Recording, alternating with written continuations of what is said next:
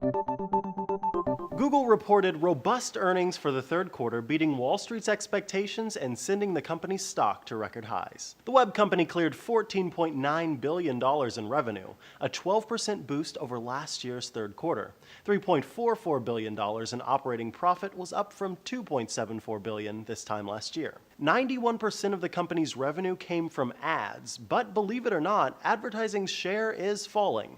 Google's mobile advertising still isn't clicking with smartphone and tablet-wielding consumers. But while those revenues are in decline on mobile platforms, an analyst tells CNBC Google is still building mobile ad volume. We've seen a 26% increase, which is absolutely phenomenal. And it's showing that Google, obviously, in light of bad news, they're able to make some pretty good news out of that. The eyeballs are certainly there. YouTube, for example, is now seeing more than 40% of its use come from mobile devices. That's up from just 6% 2 years ago, so maybe Q4 will show better ad results. Another bit of Google analysts are hoping to see improve over the next 3 months: Motorola.